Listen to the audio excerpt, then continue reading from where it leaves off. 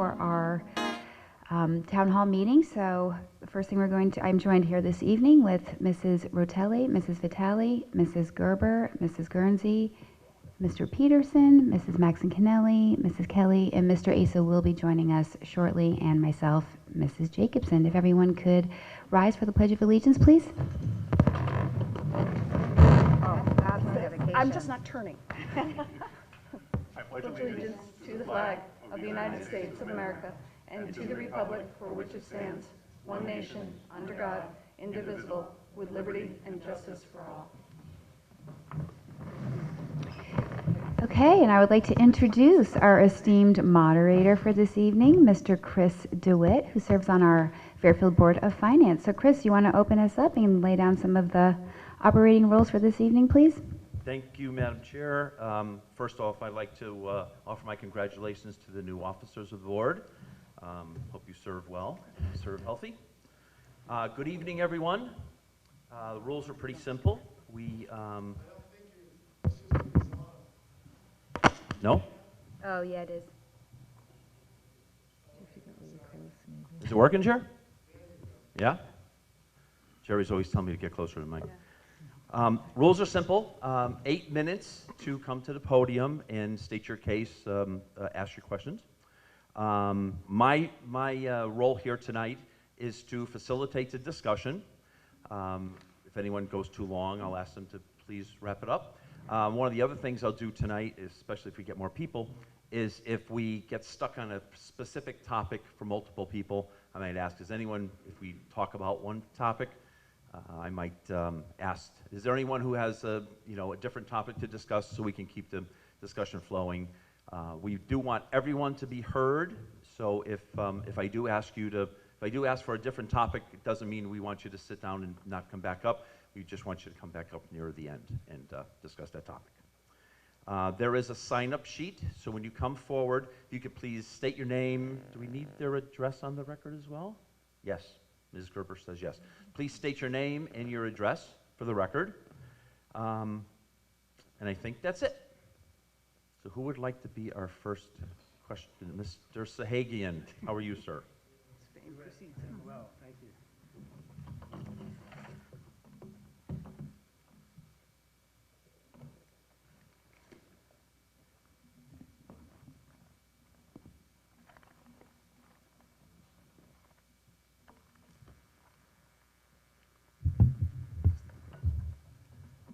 Good evening, thank you. My name is Frank Sahagian, 20 Chelsea Street, and retired 8th grade teacher, taught in the school.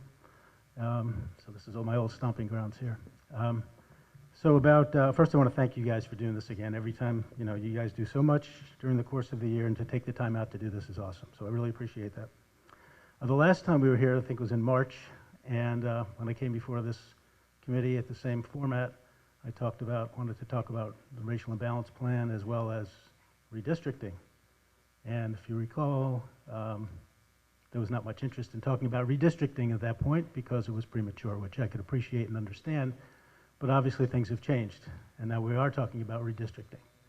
So I do also want to note that I noticed that there was a plan for December 1st was a date in which the charge was to be given to administration, which is come and gone, and I've actually spoken to Mrs. Vitale, and she told me the reason why it's been postponed is because it took a month delay in getting in front of the state for the racial imbalance plan. So that's totally understandable as well. But do also understand it's on the agenda for next week to talk about the guidelines as well as facility utilization as well as the guidelines for the charge. So I noted in the website there is a link for facility utilization and redistricting, and it has 2 slides for redistricting, and it specifically only points to the elementary level.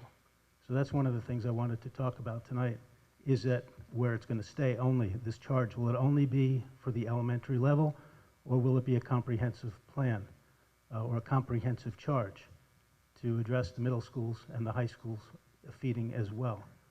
Because I think it would be a huge missed opportunity if we just only concentrate on the elementary school. And I say that in particular because if you look at the numbers today and where we are, particularly in 6th grade today, 6th grade at Woods and Ludlow is in a pretty tough situation because of the numbers. And the numbers this year will be the numbers pretty much next year, the year after that, and probably all the way until the 1st grade comes up here, which is the only larger class in the elementary school numbers. So they're going to be facing the same situation. And the last time I was here, they didn't know really how they were going to address it, but now I know how they've addressed it. And there are, say, in this school, 2 teams, and then there are 2 additional teachers who are teaching cross teams. So they don't have the same student. The students they have are on multiple teams. And I just wanted to explain a little bit about the team concept, if you don't, for those in the community who don't understand it, and maybe you folks as well. Yes, the teams are of kids. But during a typical week as a teacher, we would have 2 periods in which we would get together as team teachers, social studies, language arts, mathematics, and science. And we would get together and we talk about kids. We talk about the kids and what's going on our team. And then another day in the week, we'd have that same group of people meet with a guidance counselor, again, to talk about kids. Well, if you're teaching and you're crossing teams, you cannot possibly go to those meetings. And that's what's happening right now. So you have 2 teachers. One of them is teaching science and math. The other one's teaching social studies and language arts, cross teams. That's the situation this year at Woods as well as at Ludlow. That will be the situation next year in 6th and 7th grade. That will be the situation 2 years from now in 6th, 7th, and 8th grade. Well, who knows how things are going to be redistricted unless things are looked at. So I wanted to point out the implications of not looking at the middle school. And it really will be problematic. So one of the things I also threw out last time, and thinking about it even further and looking at the numbers, I think it's worthy of consideration. You know, you see the signs all around town, Save Dwight School. The thought is that you go, in these 11 elementary locations, go K to 6. And 6th grade doesn't have to be housed in every location. Perhaps you do 6 to 7 locations scattered around town for 6th grade. And then you have just 7th and 8th grade, and all you need is 2 middle schools then. And obviously, you know, in this town we have 2 within a quarter of a mile of each other, which don't make a lot of sense to begin with. So it's a possibility, I think, something worth looking at. And you can do that and still have, by the way, have a team concept. And interestingly, what we have going on here now, where you have a teacher teaching language arts and social studies, that's the way it used to be, by the way. When I first started teaching 14 years ago, 6th grade was set up that way, where a teacher taught social studies, language arts, science, and math. So you can do the same thing and then still have a team. You can still have a team with students. So something to consider. I don't know, you know, at this stage of the game, whether or not that's possible, what the implications are, but you wouldn't need 3 middle schools then. You'd have 7th and 8th grade, and you can house that with the numbers in Woods and Ludlow. The only other thing that I want to mention at this point too about the middle schools, because I'm obviously connected to it, you know the block schedule's in place. I haven't seen much people talking about it, but I do want you to know, if you don't know, it's not working. Not a surprise, if you know my opinion on that from the begin with. There's a lot of problems. They're looking to revise it. They have a 7-day rotation right now. It's really problematic. So it's a separate subject. But the middle schools don't seem to get quite the attention as all the elementary schools are getting right now, and that's really the reason why I'm here. Combination of redistricting. Look at the middle schools, and also for you to understand that the block schedule that was implemented is problematic. Now they are working on it. They're talking about, actually I hear it's been a very collaborative, productive process in working on it. But it is a problem, so I just wanted you to know that. Lastly, and then I'll finish, for the people in the community who are worried about redistricting, I've been in this town for 39 years. My oldest son, I've been in the same house for those years, and some of you even know exactly where I live. My oldest went to Riverfield, my middle went to Mill Hill, and my youngest went back to Riverfield, and it was all fine. So really, the concern about redistricting is it's a great school system no matter which school you go to. So anyway. Thank you, Mr. Sagan. Would anyone like to address Mr. Sagan's statements, I guess? No real questions? Ms. Guernsey. So I don't have any answers to what you're posing as solutions, but I'm seeing them as challenges. I'm extremely concerned about our middle school students. I've voiced concern about them over the past year. I have an 8th grader currently at Fairfield Woods Middle School, so I am keeping a close look as a parent on what's happening with the block schedule and in our schools, and I am very concerned about it. I've asked for an update. I'm hoping we'll get a board update in the near future about how that schedule is being implemented. And I think that, you know, when we talked about losing middle school teachers last year, again, I was very concerned about it, and I remain, you know, I guess I'm waiting to hear from our administrators how this is impacting our students. Mr. Peterson? Thanks for your question and your perspective, and always your attention to detail. You're a welcome fixture at meetings and comments. But just thinking kind of off the top of my head about some of the things you mentioned about the redistricting, I have no fundamental objection to going K6 and then 7, 8, but like the idea of a couple of different transitions. If you're saying we're not going to have K6 at all elementary schools, you're talking about some kids who would transition from an elementary school to kind of a regional 6th grade and then on to a 7th and 8th grade, which seems like a lot for me. And just trying to wrap my head around some of the numbers, the idea that we're going to try to find room for, you know, an average of maybe 2 or 3 sections per elementary school if we're doing it through our 11 elementary schools. I'm not sure that the space is there. It's kind of an intriguing possibility. You know, and as someone who attended school in this building when it was 7, 8, I think that we could look at that model. It would be a big change, though, both in you know, the way we currently feed things and from the standpoint of the academics, how they're delivered at the middle school level, which is another thing that, given our short time frame, I'm not super excited about doing, but I certainly can keep options open when I think about that. I do appreciate that we're trying to think about what to do at the middle school level. I think that I wouldn't say that it's off of our radar. We haven't had those discussions yet, but I can pretty much guarantee you that even if we're looking at the elementary switching, how that's going to work through the current feeder pattern into the middle school is going to be our first question, because you know, the different populations of middle schools is something that we've been looking at for years in our enrollment projections.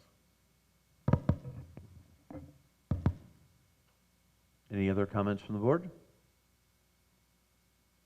Ms. Maxim Cannelli? Yeah, Jeff covered most of what I would have wanted to say. As always, thank you for coming. Thank you for your thoughtful approach.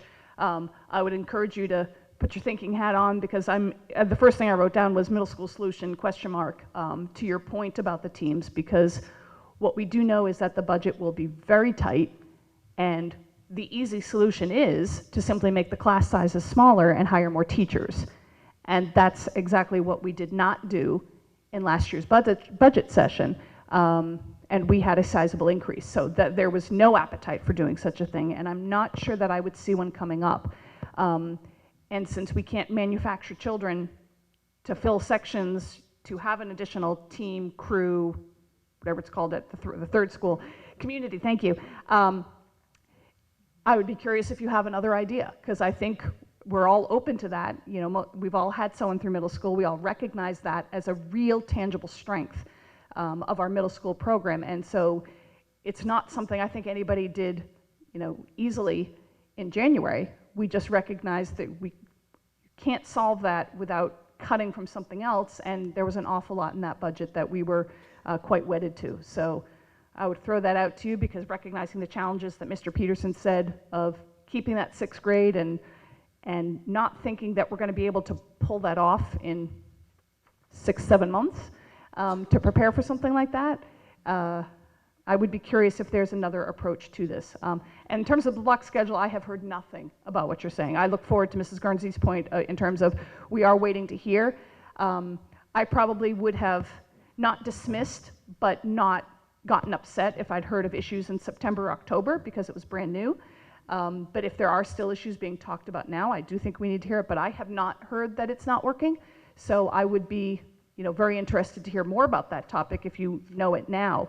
Because the one thing I will say, we were presented with a list of issues that according to middle school administrators and their staff, these were the issues that the current schedule had, and therefore this schedule that we moved to made an awful lot of sense and avoided a lot of the things that to me were highly problematic with an 85-minute period. So I was quite enthusiastic about this new block schedule because we were told these are your problems and it solved them. Well, it's 65 minutes, and it's a 7-day rotation, a 2-class drop. Right. And it's very confusing to students as well as teachers, and nobody's happy with it. Well, the confusing factor I have a little bit less sympathy for because it's a schedule. And I don't mean to oversimplify, but I work on something similar. It's an 8-drop-2. And when you're not, you check your schedule. That's your responsibility. And total executive functioning issues, I would certainly get that. But if that's the objection, that can be worked on. If it's something else. It's a lot of things. It's a combination of a lot of things. How to incorporate the intervention in the block schedule still hasn't been resolved, and how they're going to do that, and they haven't really come up with a plan to do it effectively. They're talking about going from 65 down to less than 60, like to 57 minutes. There's a lot of things on the table, but I can say across the board, nobody's happy. That much I know. And just to that final point, I would say I was very grateful that staff, meaning administration, did not try to push ahead with an intervention schedule for this year because they clearly had not worked out all the kinks. And the fact that they were waiting till the school year to be able to do it with staff, I'm enormously appreciative of. And if they don't have it figured out, I'm not looking for it to be rolled out next year either. They haven't figured it out. There were a lot of issues with that. Yeah. They're trying to, administration would like to keep it in a block where teachers don't see how it's possible to keep it in a block. That's one of the things. But I mean, that's a whole other conversation. I'm really more concerned about, can somebody answer the charge for next week? Is it going to be just an elementary charge? Ms. Jacobson? So on the 13th at our regularly scheduled board meeting will be the first step in the process where we're just going to hear from board members and have a discussion about ideas that everyone is looking to cover in the charge that will come after that. So next week is just an initial conversation to gather ideas, brainstorm, let every member have an opportunity to share the ideas that they would like to look at. And then in the following subsequent couple of meetings, we'll have a first read. Again, another opportunity to discuss it, and then a vote on that by mid-January-ish. Mrs. Jacobson, could you speak to the community forum? Because this would be a great point to mention that. Okay, sure. I can't remember the date, that's why I'm punting to you. Okay. So if everyone is aware of our racial imbalance plan, there was built into there some community discussion forums so that the superintendent can present, kind of how we got here, why are we here, what are we doing, why are we doing this, some academic information about racial balance, etc., and then to just have a community conversation. So kind of like tonight, but just more of a conversation about that particular topic as of its own self. So there will be one next Thursday, on December 15th. And that agenda will get posted. That's going to be an in-person one, and then there will be another one, still working to finalize some details, but early in January that will be a virtual option. So in case some people can't make the in-person one, there will be a virtual option available on that as well. So at those points, you should have had a couple of opportunities to hear some board ideas about the charge, then coming back to the public to get to hear their feedback on that, then back to the board, then back to the public. So this is how we want to roll with this process.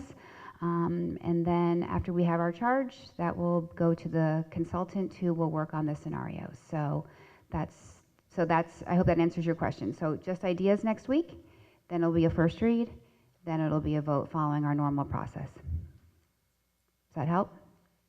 Yes, again, I would just, as I'll leave the microphone for other people as well. I would just hope that, again, that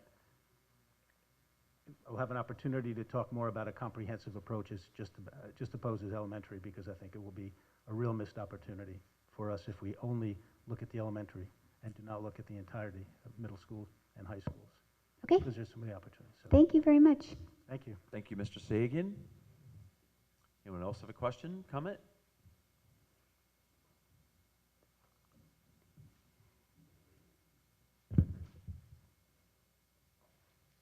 Good evening.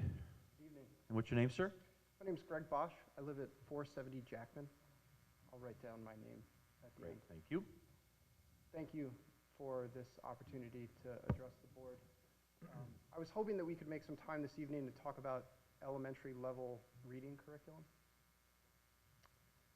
Even before the pandemic, only about 70% of our second grade students were reading at grade level. Performance for our 6th, 7th, and 8th graders was as low as 50%. We know these numbers, due to in part to the pandemic, are worse today. But even in healthy times, our curriculum failed to reach all students.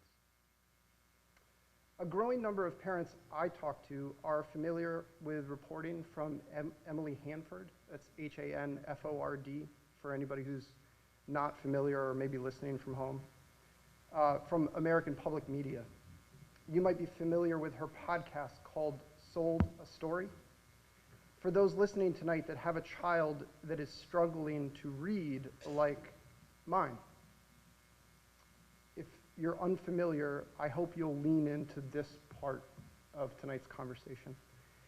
Ms. Hanford criticizes the way we teach children to read in our country, including here in Fairfield. The cueing method, the method I learned alongside my daughter during the pandemic at the dining room table and reinforced in the evenings with her, was, quote, proven wrong by cognitive scientists decades ago, and is a crutch that allows children to read books without actually teaching them to read the words. Those are her words, not mine. Ms. Hanford and Dr. Margie Gillis from Literacy How, who I understand is already at McKinley working in our school system, held a public forum in Norwalk last night. They spoke to a conference titled Hard Truths About Reading, Why Our Kids Can't Read. It was a sold-out performance. I was lucky to be there. Hundreds of gen ed teachers, interventionalists, administrators, and parents were in attendance. They used phrases like 5-alarm fire to describe how Connecticut has fallen from top 5 in the country when I was a student to no better than 31 other states in reading performance. It's with this backdrop that I raise this topic with you, and I'm hoping to just listen tonight. I'm hoping you'll talk about your familiarity with Ms. Hanford's work and the Sold a Story podcast. I hope you've listened to it if you haven't already. Your view of the current flaws in Fairfield's reading curriculum.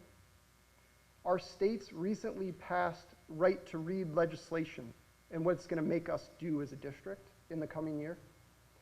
The process you'll use to select from one of 10 state-approved curricula. I have just 2 more. The challenges you foresee over the next year implementing the selected curriculum, and this is the most important. How you intend to support teachers with the transition that is about to happen. Any of those that you want to grab and speak on, I really appreciate your thoughts.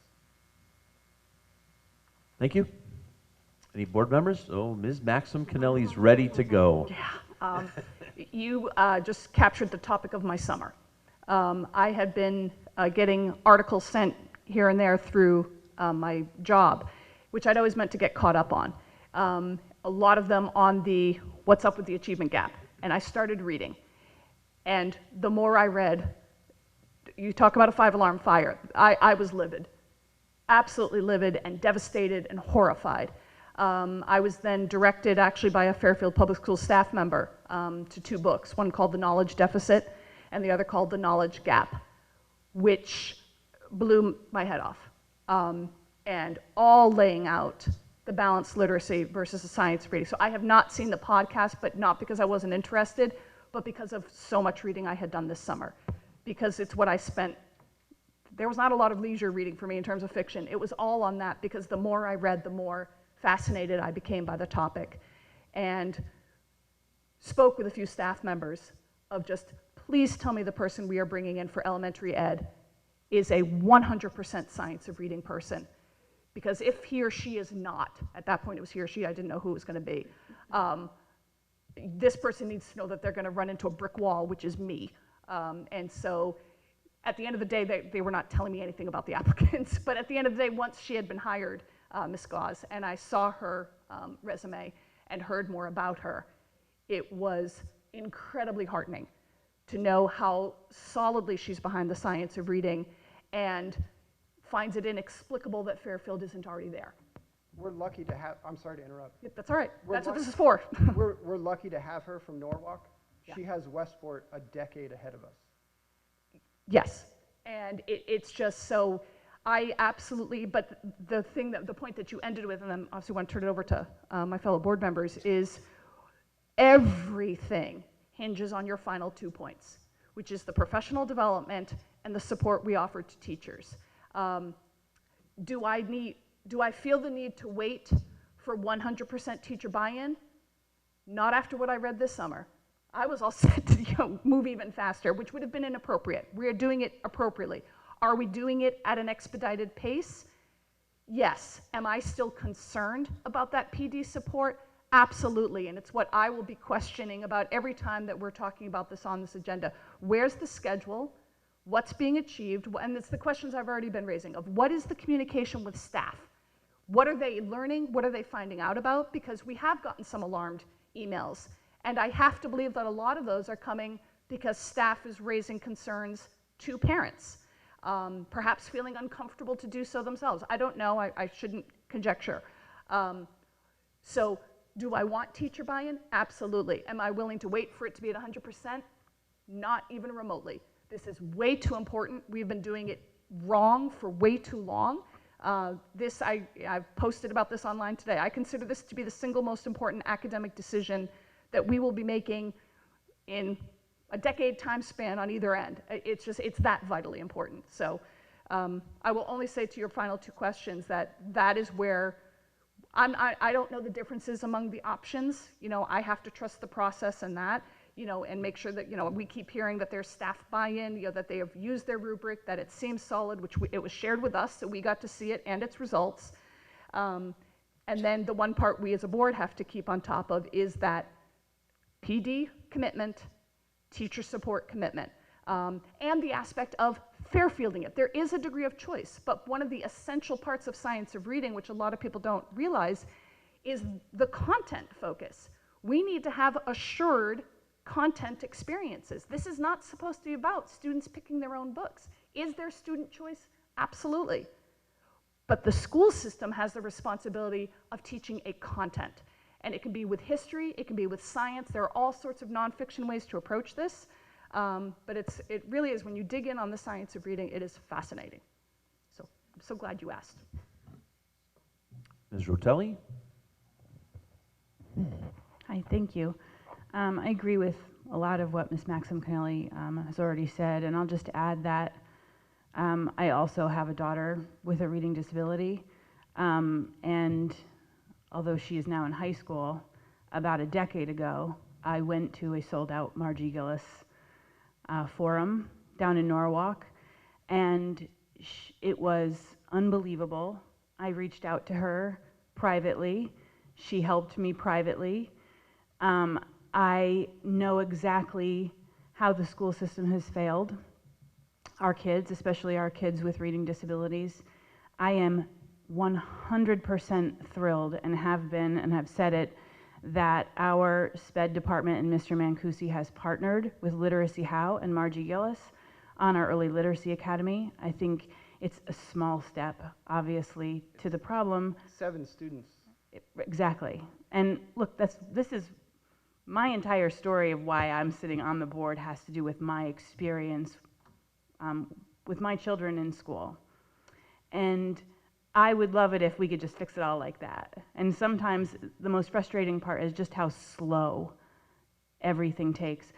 But I am thrilled that Margie Gillis has been partnering with Fairfield on our Early Literacy Academy. And although I missed the last meeting because I was sick, I did reach out to the superintendent and ask him specifically if Fairfield was leaning on Margie Gillis for, her expertise in literacy and early literacy as we move forward. And I loved his response. He is meeting with her before the holidays. He plans on PD. I think she will definitely be involved, and that makes me as a parent and a board member feel that much better about us moving forward. Ms. Kelly?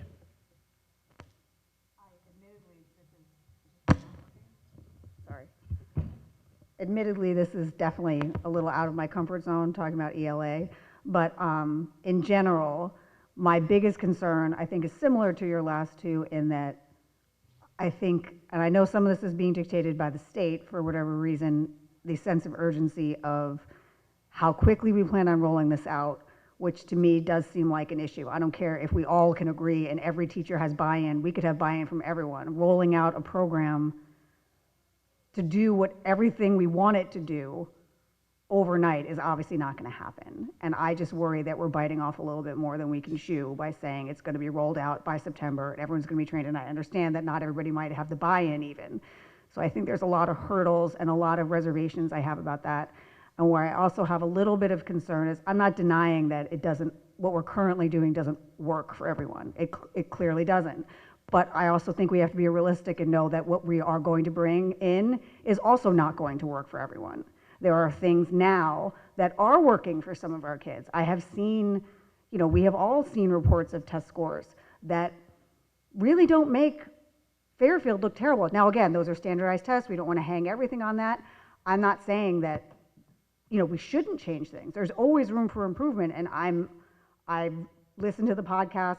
I'm well aware. It was actually very enlightening. It was very enlightening, and I have kids who have gone through the queuing system. They came home with their little baggies of books. Like, they were looking at the pictures, and in my mind, I'm like, we didn't do it this way. And guess what? I have one of my kids who can't put a book down, and I have another one who could take it or leave it, and I have two who can't stand reading. So did it work for one and not the others? I don't know. Again, not my wheelhouse.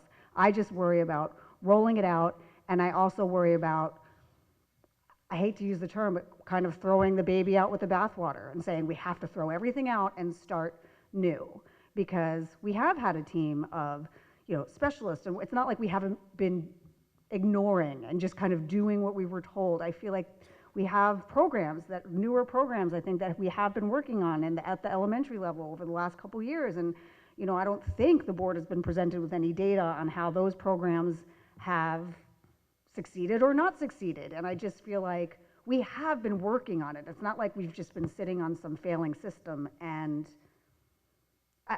I'm just not, of course there's an urgency in that the state is telling us to do stuff, but I just worry about doing too much too soon and throwing out some things that are working, and that bothers me. And then just tangentially, anytime, I'm very uncomfortable anytime the state comes in. I don't care if it's math, language arts, I don't care what it is, but anytime they come in and tell us that we have to do something and they give us what to me is an unrealistic deadline, I have major concerns. I don't care what it is. That's just I'm concerned for the pushback that this next generation of parents is going to bring into the classroom during parent-teacher conferences. I'm concerned for when your board has to meet those parents face-to-face and say, I have science that backs up what we are doing is correct, when this is an expert, a reporter, who's saying what we are doing is incorrect. It's not supported by decades of science. I think some of the board members know that I've spoken before this board before about science-related issues, and when we make bad decisions, ignoring science.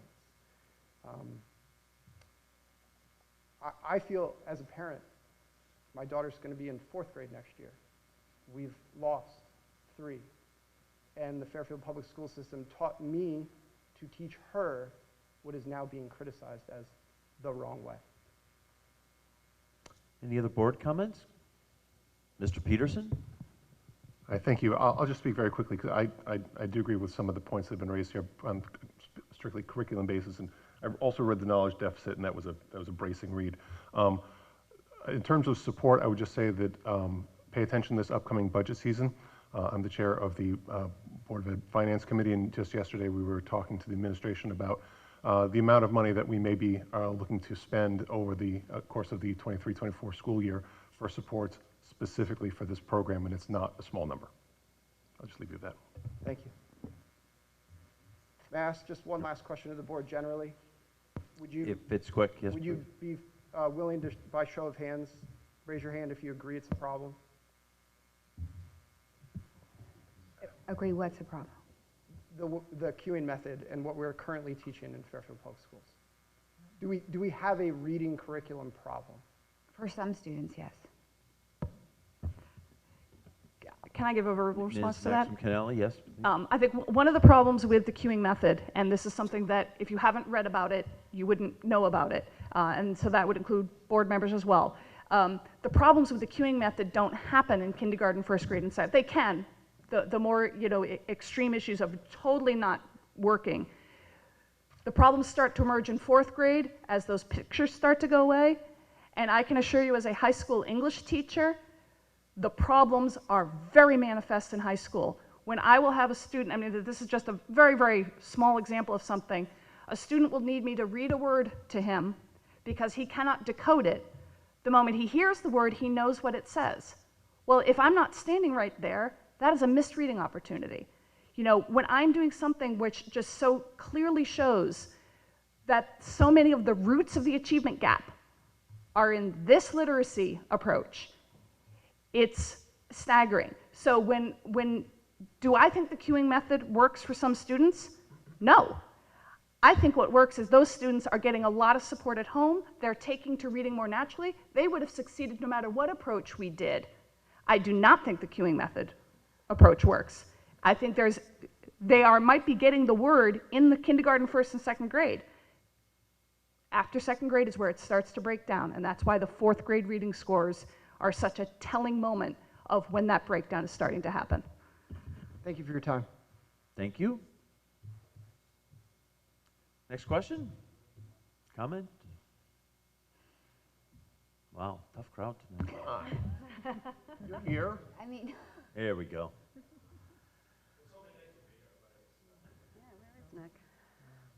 How you doing? David Krasnoff, 155 Burr Street. Thank you guys again for everything you do.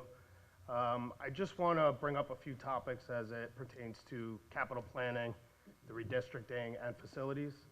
I'm wondering why every other body in the town is willing to put forward plans, and I feel like we in the Board of Ed tend to put things as placeholders. And it's been happening for years, not just currently. Anytime there's a big project, I feel you should get ahead of it and put it in front of the Board of Finance. For example, people are putting pavilions and people are putting pickleball courts. Every other body seems to put forth their wish list, even if it gets denied. I just think it would behoove the Board of Ed to do the same thing. If you feel there's a big project that's coming, why don't you see what the Board of Finance has to say about it? Maybe they will approve it, maybe they won't. But this will also help you in the redistricting conversation too. Because if you know a new school is coming, you may want to change your redistricting plan if, let's say, Jennings is getting a bigger school in 5 years, or Dwight's getting a bigger school in 5 years. You may want to look at the redistricting and say, well, we're going to have extra space in 5 years in Jennings, so what's the plan in 5 years? Are we going to have to redistrict all over again, or do we want to do it right the first time? Okay. Ms. Vitale. Hi, thank you for coming, and thank you to the other speakers who spoke. I appreciate everybody coming out tonight. Just in terms of putting something in front of the Board of Finance, there is a process that before it goes to the Board of Finance, in many cases, especially with capital planning and capital approval, it first has to go through the Board of Selectmen, and it starts with the first select person's office. So there's a lot of power in that office in terms of what gets on the agenda. I was on the capital planning working group up until today was my official day off. Ms. Jacobson has filled my seat as the new chair. And at the very beginning of those meetings, the town and the Board of Ed were both given a guideline, a roughly $12.5 million each. And the First Select Woman's office is somewhat of the gatekeeper. And at that point, there was some guidance that if we came forward with a $50 million school renovation right now, that potentially was not going to make it right on the agenda. So there's just that process in terms of, well, let's just see if we can just bring something through in front of the Board of Finance and see if they bite. It's not really. No, but I'm saying like Do you want to answer that, Mr. DeWitt? Biting my tongue over here. For example, Dwight is, if you were to do it in the next few years, would be a $30 million or so project. If you were to wait 10 years, it would be, let's say, a $59 million project. Now, let the Board of Selectmen say no, because we as the public will see that. If the pavilion's more important than our schools, let us see that. Let her fight it down. Because I'm sure the voters are going to be aware of that and not too happy. Our education should be our #1 priority here. And I feel like you guys are the gatekeepers to send it to the next level and let them make the decision that we can see. Then we can fight it on our end. You guys have your fight, we have our fight. And I think that the board has these discussions in terms of our capital planning, but we are also cognizant of, that we are just one body of many in this town. That is not at all to minimize, because I'm right there with you, and I think everyone at this table, we are here because we value and think that education is so important. But we also want to be partners with the town, and we want to do our due diligence first. I want to be clear that from my perspective, nothing is off the table right now. And we're going to be continuing to have those discussions as a board, and I think I'm a member of the Facilities and the Finance Committee, and both of those committees as well. But we want to be thoughtful in our approach.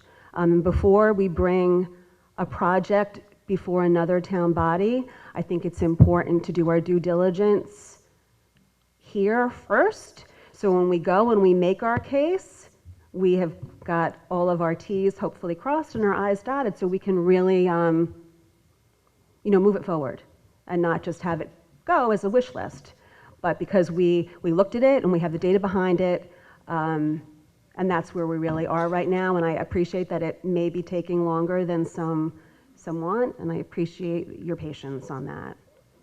I'm not worried about the time per se. I'm worried about, let's say it's 30 million today. Back in 2014, it was 5 million. If this number keeps compounding, I don't blame the Board of Finance and the First Selectman say, no, we don't want to spend $60 million. Like that makes sense. But when it's at 30, now we're starting to get to the tier where, okay, maybe it makes sense to do it and not wait till it's 60 or 80 or $100 million. Like at some point it gets out of hand and it will never be done. And that's kind of the problem. If it keeps getting kicked down the can, at some point it just becomes too expensive to ever consider. Mr. Peterson? Thank you. A couple of things on that. I don't think this board has ever been shy about asking other town bodies for big projects. For as long as I've been on this board has been united in trying to push through proposals for air conditioning in all of our schools, which I think is something that's desperately needed. And no, but we've come before your body several times. Absolutely. And I think one of the first times that when I was on the board, we came to your body. You said, where's the plan? And ultimately, we put together a comprehensive plan, that is north of $75 million for all of our schools. And fitting that into our town's capital budget is a challenge. And that's a conversation that we've been having on an ongoing basis with other town bodies.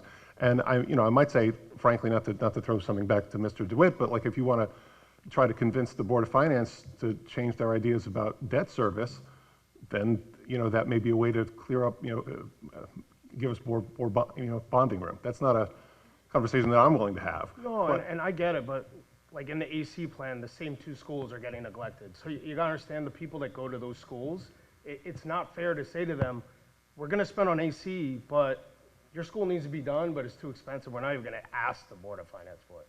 We just wanna see you ask. Let the first selectman and the Board of Finance say no. But both of those schools have major renovations that are still on our waterfall. So 10 that, years like out, that's, 10 years but that's the way we've been doing elementary school air And conditioning. that's why I'm standing here, because I think it's wrong to do that. But I will also That's my say, concern. to you, I mean, I do take your point about things being potentially cheaper if we do them sooner. And that was also a conversation that we had with other town bodies about how compressed can we make this schedule. This board wanted to do it in 3 years. And, you know, and in conversations with other town bodies, that timetable has been expanded for the air conditioning. But there's absolutely something that's been on our radar and something that we have been vocal about. And I get that, because no matter what, we're not going to 9 elementary schools. I know there's conversation of 11 or 10, but there's 2 on that plan. So at some point, one of those 2 is gonna have to get a renovation. There should be a conversation. That's all I'm saying. Unless you really want to go to 9. I would hesitate, I don't want to speak for anyone else. I can't imagine doing a major elementary school renovation and not including air conditioning if that's your No, I'm implication. just saying in general, again, kicking the can down the road, it just gets more and more expensive. And these are things that are gonna need to be done. No matter what, whether it's 1 or 2 schools, they both need to be done. So to keep pushing it off is not beneficial to the town. It's gonna cost the town way more money in the long run. We, as taxpayers, prefer it to be done now officially, not wait and then tell us we have a $10 million bill. I mean, a $100 million bill, sorry. Ms. Vitale, did you have another comment? Just to follow up, I mean, I think for me, this conversation is ongoing. You know, I'm a Dwight, I had children at Dwight for 16 years. Part of the reason I ran for the board was concern about that facility. I have concerns, very uncomfortable of thinking about children being in that building for potentially 7 to 10 years in its current state. Same thing at Jennings. So the conversation is by no means over for me personally. So just heads up from my fellow board members, I think it's going to be ongoing. And in terms of the town capital planning, I want to just defend that group a little bit. They're in the process right now of hearing the projects. The end game somewhat is to come up with a 5-year plan and prioritize the many projects that we have heard thus far. And I think at that point, maybe a conversation will be, well, what are the needs of the town, and let's prioritize based on infrastructure priorities and hearing from our residents and what your values are and what your priorities are. So And that's all I ask, is that on those 5-year scenarios, there is some sort of scenario that includes these projects. That's all I ask.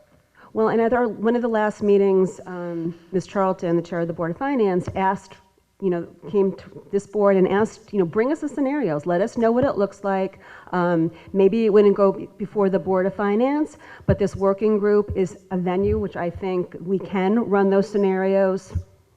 I know I'm not on there right now, but I think I can speak for Ms. Jacobson, and I will give her the chance to, and Mr. Asa, to bring those scenarios forward. And I know that Mr. Asa and I have talked about just bringing some of that discussion into the Facilities Committee.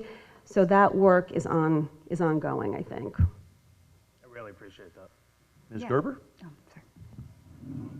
Oh, sorry. I've said this before, and I won't belabor the point, but I somewhat disagree with the perspective of saying that we're kicking the can down the road. I don't think anyone on this board is really kicking the can down the road. I think part of the problem is that none of these projects go as quickly as we would like. I mean, before I was on the Board of Education, the year before I got on the Board of Education, there was a 5-year plan that came out, and Mill Hill was going to be, was in that 5-year plan.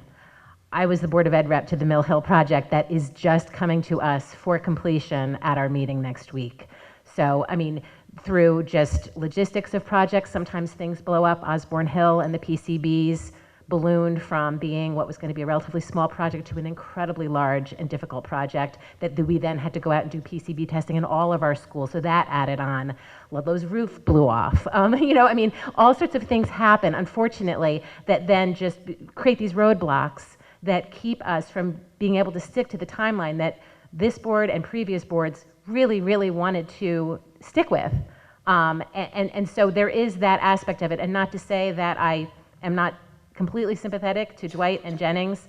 As a former Osborne Hill parent, I'm also sympathetic to their plight in that they were supposed to get more things, and because they found PCBs in their library and gym, some of those things have been pushed out that are now out to 2030 or beyond. So even though they may get their air conditioning, which I think is wonderful, and I hope that all schools do, there are other things that they were supposed to have gotten years ago that they will not be getting for years to come. And that's a really frustrating thing to me. But again, if we have this limited pot of money that we've been told we have to stay within, something's got to give.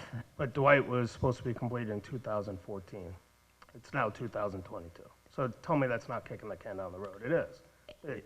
There's no other way to describe it. I think kicking the can down the road means that we're purposely avoiding it. I think that when you consistently have projects that go over and take longer, it's just, we couldn't have not done some of the things that we had to do that I don't then think pushed you're out. avoiding it. I think the town's avoiding it. So please, there's a Right. difference. I know you would love to get it done tomorrow. Hopefully the whole town is watching. I think the town needs to be aware that these things are being put off by the town, not just the Board of Ed. It's a town problem. Ms. Jacobs, I'm sorry. Sorry, Mr. Moderator. Yeah, you're not in charge tonight, lady. Okay. It's really hard for me. Okay, no. So, as you know, I've already spoken to the fact that we're going to get busy in looking at the charge to look at that, and as I've already iterated, I am welcoming of every member of this board or other ideas to come forward as we brainstorm that before we really dig down to what makes sense to spend money on, to look at. What I will say, just from me personally, while I welcome all ideas, either from other town bodies or members of the public or every single member of this body that sits up with me here tonight, I personally would have a hard time voting on something that moved our families and moved our children around, that expected a hypothetical, non-existent project that didn't have money in the bank. Now, if someone said, like, Board of Finance or First Selectman said, oh yeah, next year we're going to do, a 12-room classroom addition at X school, but that hasn't been approved, I would have a hard time on that, because you understand what I'm saying? So we work in collaboration and partnership with the other town bodies, and I'll reiterate what Mrs. Vitale said. I understand something like, a pavilion might seem less important to you. I mean, other people do value that, but also it's not just those things, right? We have our fire, what they need, what our police officers need, what our sewer systems need. So there are important town projects that need to get done too, and equally important to our residents. So I don't want to be completely pushing off of, okay, go ahead. Well, I was just going to say, infrastructure is very important. Right. So I'm not saying take away from infrastructure. I'm just saying there's things that are infrastructure, things that are education, and then there's other things that are, icing on the cake. And I would hate to see us not get the money for our schools, but pay money for icing on the cake. That's it. That's the whole point I'm trying to make. If I may, I'm never here in the capacity of the Board of Finance, and I'm only 1/9 of the Board of Finance. I'll speak for my 1/9 of the board. I truly believe that I know the capital requirements of the Board of Education. It's quite easy to read a newsletter or open a paper or hear people talk and say, oh, look at what we're spending money on Penfield Pavilion. We're also spending $1 million on a new digester down at the WPCA, and I think if you lived in that neighborhood, you'd be saying that's a very important thing. So just a couple things. I've been doing this for 15 years, and I don't think anybody gets things done on their own time, on the right timeline. It's a long and cumbersome process. We as a Board of Finance, we have bonding limits. Every year, we only want to bond so much money because long-term obligation, 20 years from now, we're still paying for that roof we put on Ludlow and those kind of things. So my recommendation to you and anyone else listening is you want to be an advocate for something, be an advocate for the capital planning process. And if you've watched the last 3 Board of Finance meetings, I've had this exact same conversation with the administration. That process should say, here's everything we got to do in a town. What's more important? This digester, just stuff happens, right? But there are school projects on that plan that are very important. I think kicking the can, I use that term often, and I think Ms. Gerber's point is valid, but I don't think, it's not meant to say we're intentionally moving them forward. We kick them down the road because other things come up, right? But be an advocate for that. But if it's something you know you need to do at 30 million today or 60 million tomorrow, what would you choose? Just as a person that does finance. The digester, I'd do it today if it was $10 million because I think we need to do it, right? 2 meetings ago, I stopped the trunk line project because it went from 2 million to 6 million. I said, I need more data. So. And that's my fear. 30 million is digestible. At 60 million, you're going to want a ton more data of why we need to spend 60 million. That's my fear. Let's go back. Those numbers are. I'm going to moderate Yes. you two now. Maybe the Board of Finance wants to have their own town hall. Yeah, exactly, exactly. So. All right, We thank you. We do every year in budget season. You do. But not about Show up- capital. Show up in March. It's March 19th this year, I think. Awesome. Thank you. Thank you. 25th? See, I know nothing. So, anyway, Yeah. anyone Mr. else have a DeWitt, I do feel, do you have a town hall with give and take? Or do you have one where you're listening? no, we respond back. Does it give and take one? Oh, of course. I love this. Obviously, you've never been to one. The budget meeting, but I All don't. right. All right, yeah, go ahead. All right, moving on. Thank you very much. Thank you. Thanks. Anyone else with a comment, question? Ms. Moderator, I am going to ask for a little bit of leeway since our speaker who's just sitting down now expressed an explicit interest in one board member who is supposed to be arriving within about 4 minutes, that if he wants to hop back up before somebody else to get his question to Mr. Asa, Okay, asking for that allowance. okay. So you have a specific question for Mr. Asa? Is that what you're saying? You really want to go down that road again? No. Okay. No. No. I think, They can talk offline. Hi there. Katie Flynn, 204 Grandview Road. It goes without saying, I appreciate all the time and energy and input and emails and phone calls and meetings that you all attend. The work you do is vital to our community, and I give you my greatest thanks. But I am going to ask if any of you will speak to if and how you anticipate, want, or expect redistricting to look different in Fairfield than it has in prior redistricting. We in Fairfield are looking at an educational community and teaching staff that has been vastly impacted by COVID. National data just this week that shows, not any surprise to parents or educators, that mental health for youth is a growing and continuous dire concern. An ELA rebuilding, a substantial growth in Fairfield's specialized programming over the last decade, and a town that is seeing fast-paced growth and building all over our community. We have heard discussions and processes in regards to operations, state statutes, facilities, and the possible budget implications of redistricting or a school closure.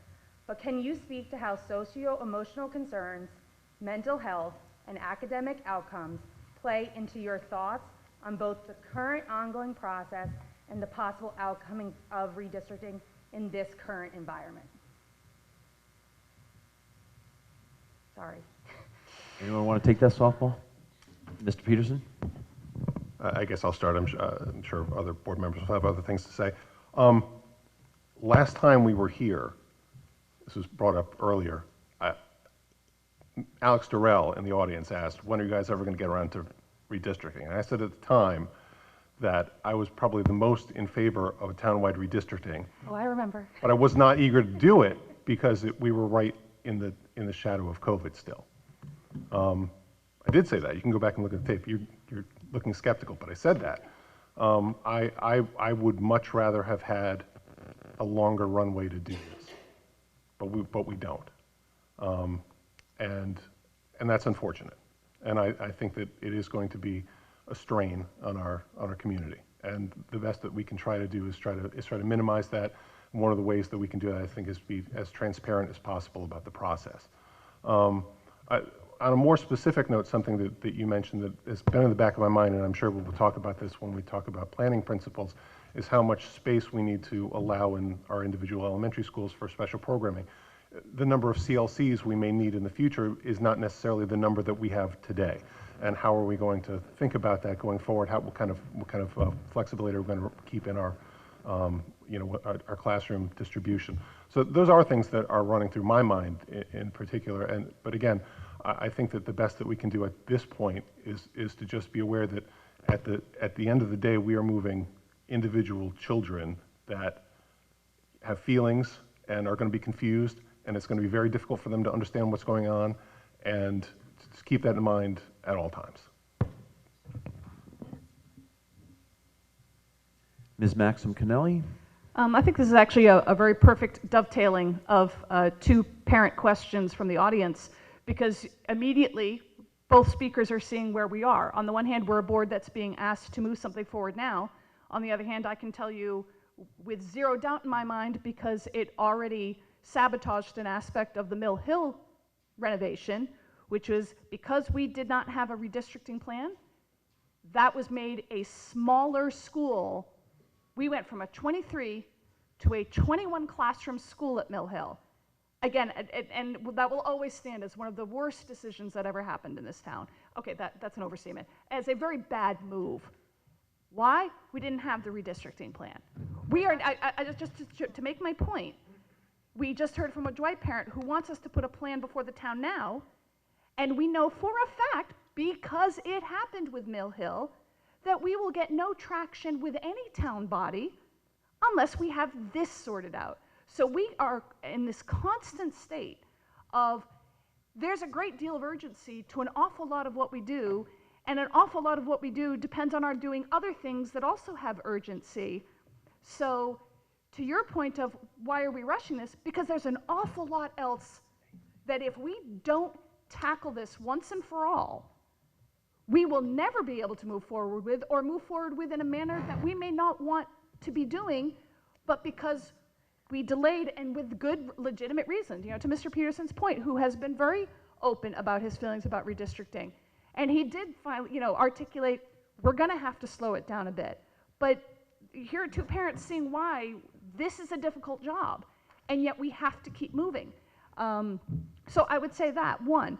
Two, to the issues of how COVID has impacted our students, we're not gonna be able to stop. Again, first we have to make the case that we need the redistricting. To me, that's the important part. If you don't establish that foundation, like we shouldn't be looking at an ELA curriculum unless we've proven that we know we need something new, besides the fact that the state's forcing us. But to this point, we first have to make the case that this is important. So an example of some of the reasons why our space utilization is so important. You talk about trying to deal with COVID impact on students. When you have a school that only has 2 sections per grade, you are fundamentally impacting how those teachers are able to work with the learning loss or the difficulties with their students. Very different case when you're able to spread students among 3 sections or 4 sections. So when we look at space utilization, if you have, for example, a significant number of students with a math issue, I'm very much oversimplifying here, with a math issue, and all of them are going to be divided in 2 sections when they could be divided in 3. There's a reason we like increased number of class sections, because of what we can then do with our students. This is something that administration tells us all the time. So looking at that utilization rate, how do those sections impact our ability to address the educational needs of our students? If we are able to come up with budget efficiencies in any way from this, how can we reallocate it to the education of the students? We don't know that we will or we won't yet, but that's something that we would be remiss to at least not pursue. So that would be a few things that I would say to that. No, and I would comment back that I've been a subject to those conversations. I've been a subject to those conversations. I've heard about sections, although I saw just in my own children's experience, a class section added last year and then removed this year very quickly. And we're hearing about the team issues at the middle school. So it doesn't seem to me, unless we're making some changes to our class sizes, which I don't see happening, I'm not inclined to start shoving kids into buildings, because I'm pretty sure I know the results of that. But what I was more asking is, how does COVID, socio-emotional concerns, you know, growth, mental health, play into how you guys are making your decisions versus 3 years ago, pre-COVID, when you were making those decisions? Have they changed? Are you looking at the processes different? Are you adding support layers differently? Will that be a part of the conversation? I haven't heard about academic outcomes as it plays in. You talk about additional transitions. This will be an additional transition for all these children. I just haven't heard about it yet, so I'm curious everyone's thoughts. Sorry, it's not a softball. Ms. Guernsey? So I wasn't here 3 years ago, so I don't have that backstory. But I could just say where I'm at now, the students come first. That's the most important part of my decision making, is how will things impact students. And of course, this is a very difficult process for exactly that reason. And one thing that I've sort of been thinking about to challenge myself and the public and other board members is not just thinking about what our students are facing that's new because of COVID, but how through this process can we improve other aspects of our district that already exist. And I'll just give one example. Here at Fairfield Woods Middle School, we have 4 feeder elementary schools that are then split to 2 different high schools. That's an enormous social emotional issue. It's one that exists right now, and perhaps is there a way that that could be solved in a more positive way when we're looking at the redistricting challenge. So I hope we can step back and do better for our students through this process too. Thank you. Ms. Maxim Kennelly? Mrs. Guernsey just said something that I feel the need to respond to, because it perfectly captures why so much of what we talk about is hard. Parents care, most especially when it impacts their child. When it does not impact their child, it's not that they don't care or that they don't want to learn about it, but they're not going to show up like this. So we talk about how difficult it is to have a middle school where the children are separated to 2 different high schools. Well, that happened for years at Roger Ludlow, and those same parents who might not like it at Woods now didn't say a word when it was happening at Roger Ludlow. And that same thing is going to impact this decision. A parent who might care because their child's a 2nd grader, when their child's moving into middle school, they're going to care more, you know, did you get my school air conditioned? We as a board have to be factoring in all of these concerns. 2 of us don't even have children in the system anymore, and we're having to factor in all of these concerns. And that's the hard part about being, and I'm not saying that to ask for sympathy, but I'm saying it as the reminder to the audience that what is first and foremost on your mind right now, we hear you. We also hear all the other parents that you may not, and who are saying, this is important to me, when, you know, so that example just, it strikes a nerve with me, because here's another example. How can we bus kids across school? You can't do that to my child. Oh, really? And sorry, I said that with a little bit of an attitude, because it's a sensitive point of, you think we can't do it to your child? Have you noticed that we're doing it to other children already? And of course I know it doesn't make it right. And we do know about issues that not all parents do. But again, that comment is just a reminder about, and also to the last speaker, of how complicated this is and how much we're having to factor in. And we want to do it thoughtfully, but we also at some point have to act. And I'll only say, I'm not sure, when is it going to be an okay time? I don't think it's about being an okay time. I think it's about saying the middle school redistrict. The last middle school redistrict was done completely in-house by the Board of Education. No outside consultants. So what I'm saying is, that was, you know... That didn't involve streets. That's what I'm saying, but I'm saying right now we're talking about possibly a top-down, bottom-up redistrict. I think if we're going to embark on that, after what our students and staff have been through, the layers of protection and the hammocks that are underneath that need to be extensive. And the time frame needs to be extensive. And the community outreach needs to be extensive. and the input needs to be extensive. Ms. Jacobson. Thoughtful question, thank you. And I do appreciate the fact that a lot of this looks like a lot of math, right? Like how many classrooms and how many kids and what's the utilization rate and what's the racial imbalance percentage, and a lot of it feels very mathy. So I hear your point too, there was an opportunity here to look at what else should we be factoring into decision besides math, right? So a little bit different, specific to your question. In 2020 or 2019, when the charge came out, one of the biggest issues was the ECC and what we were going to do with the Early Childhood Center. So several scenarios came about that. Well, guess what? On Tuesday, we're going to get an update on some of our more special programming, ECC, community partnership programs, because I think that that's going to be an important framework for those programmings and how we look at facilities as well. Are they coming back? Are they staying out? How are they doing? Another issue is before then we didn't have an early literacy academy, now we do.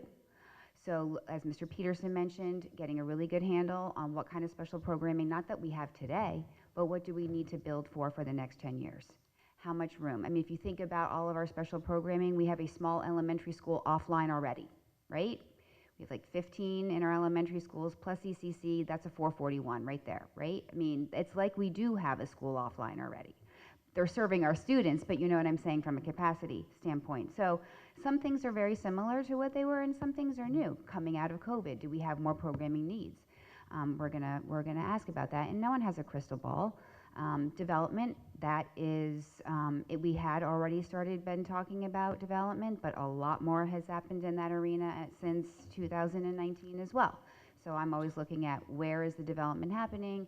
Again, don't have a crystal ball, but need to factor in those types of things. So on top of all of that, I think that what you're asking is there an opportunity here to make sure as we go through this process, what else besides the math do we need to factor and consider in terms of what our kids may need as we go through this process that's above and beyond the math?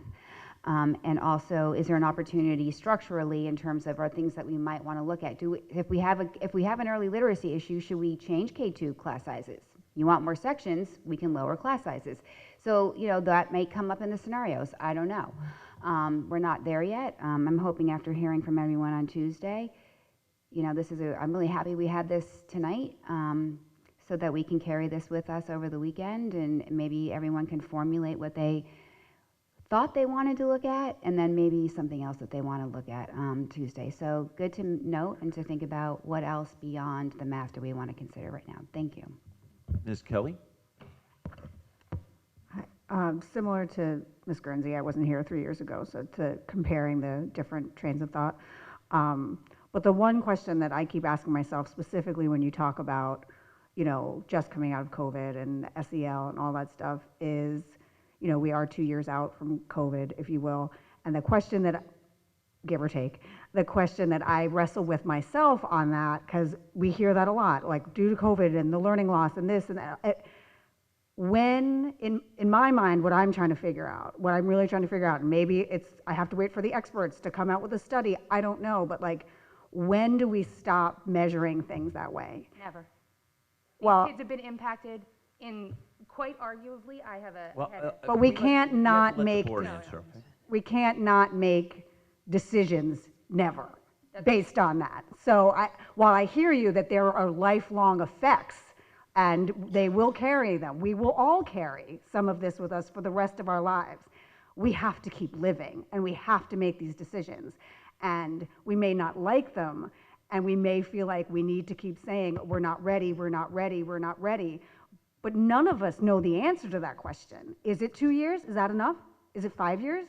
Is it 10 years? I don't know. But that doesn't mean we don't do nothing because we don't know the answer. And that's just a question that I wrestle with myself. Just in my question, I never asked to delay redistricting, if you notice.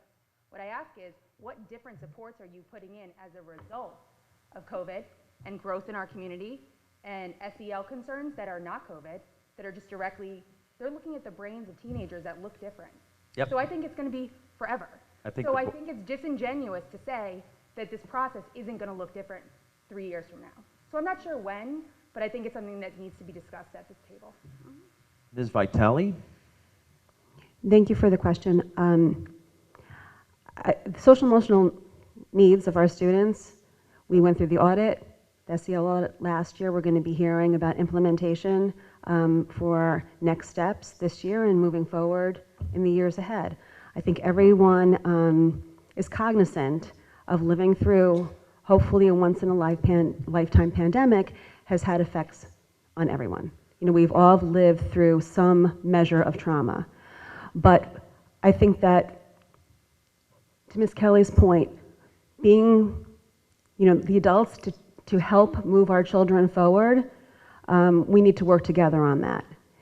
And not necessarily, we all love our schools. I mean, I think that this is such a testament to the pushback on redistricting, just speaks to what a good job our teachers are doing and what wonderful communities we have across this town.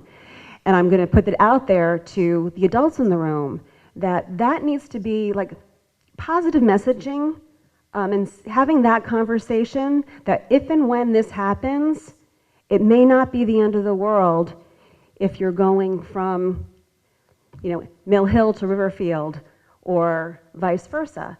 I'm not trying to minimize it. But I think that the supports will be there, and in some cases, hopefully, you know, the facilities utilization, we've got schools right now that are at capacity, not only in space, but also in terms of staffing and the strain that's being put on our teachers. So you're speaking about an equity in terms of delivery of services. So potentially, if it's more balanced throughout the district, it may take some of the, you know, pressure off of our teachers, which will hopefully make their jobs more enjoyable.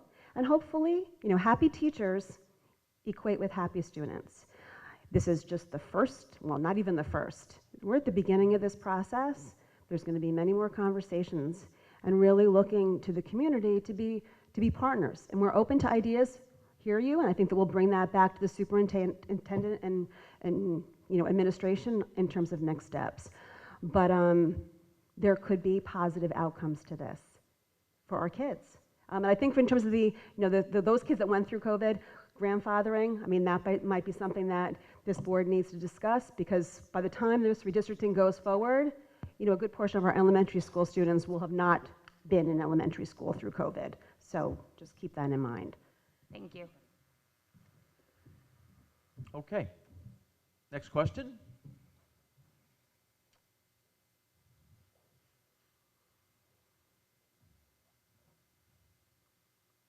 Good evening.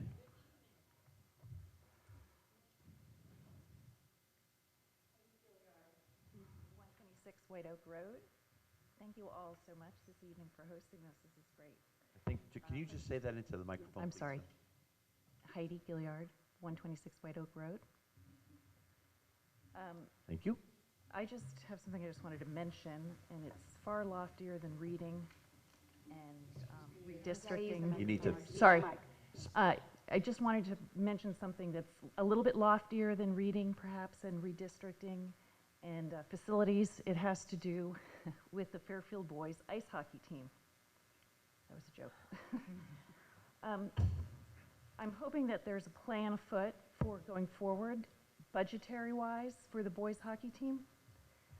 This year, in early September, the athletic department had a mandatory meeting for all of the families of the children who had signed up to play.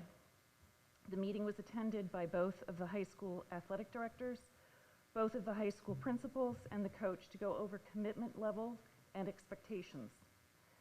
It was basically a thinly veiled reason to discourage would-be players, particularly freshmen, from trying out.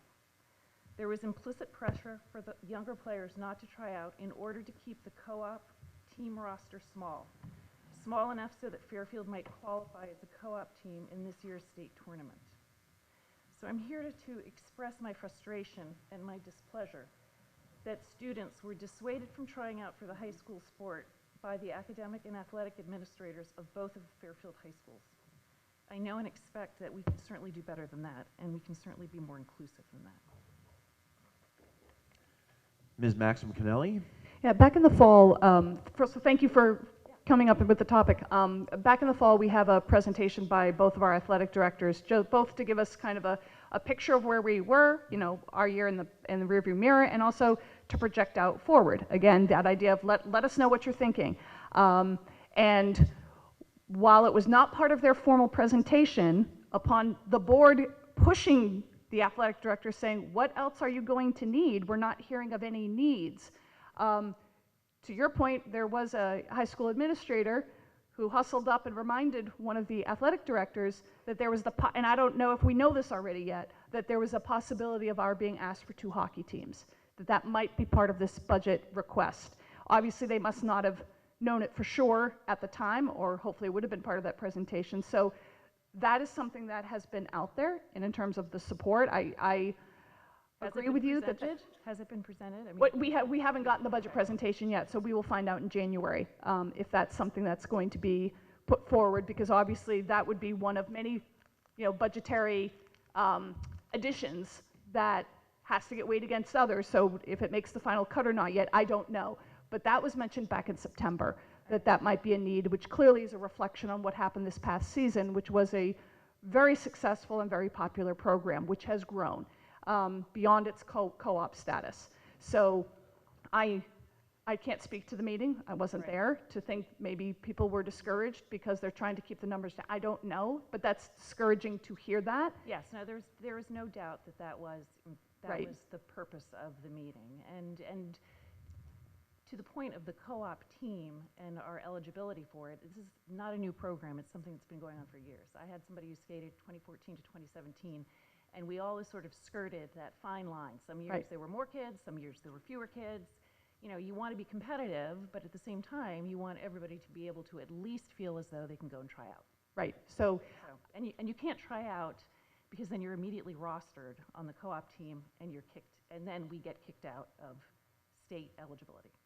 So I guess what I would say to that is, obviously I can't speak to anything about the current season, but that would be something to listen up for in January, if that's something, and because if it doesn't make the cut, or in other words, it's not part of what's in the budget book presented to us, then that's certainly something we can ask about, you know, why was that made, why was the decision made not to invest in that? Because last season made very clear that it was a real issue. But I would just say to pay attention in January. Thank you. Ms. Kelly? Thank you for your question. From a hockey mom to another hockey mom, I totally get. I feel like I know full well if there was a proposal that came to us, and again, I think everyone knows I don't like to spend money. I would support having 2 teams, because I feel like the more kids who can play any sport, I don't care what the sport is, the better. I know hockey is a little bit more niched and nuanced in that I don't personally know what the breakdown is of how many kids come from one high school versus the other. And if they were broken up into 2 teams, I don't know. I mean, goalies are usually pretty tricky. Is there only one goalie? I know there's a lot of nuances there, so I get the benefits of the co-op. I understand it was a very popular program, and they were wildly successful, and that should continue. But it's not as easy as saying we're just going to have 2 teams, because you may not be able to field 2 teams. But to hear that anyone was discouraged from either trying out, to kind of, it almost sounds like cheat the system, is definitely not something that we should be encouraging. So I would. Thank you. Can I quickly follow up? Yes, Sorry. Ms. Jacobson? Haven't tryouts already started or completed, or? Oh, yeah, they completed. Yeah, but So what's the result for this season? I don't know. So tryouts are done, but teams haven't been announced. Oh, yeah, they're already skating. No, they're already skating. So I'm confused. Is it a co-op team, or do we have? We are a co-op team right now. So it is. So for this year, it's a co-op. Yes, and I'm just wondering if going forward, if we can Address the issue. They understood. Thank you. Thank you. All right, thank you very much. Any other questions, comments?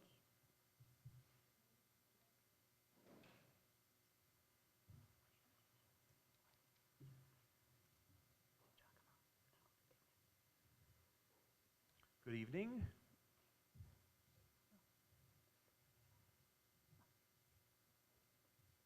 Can you hear me on this? Okay.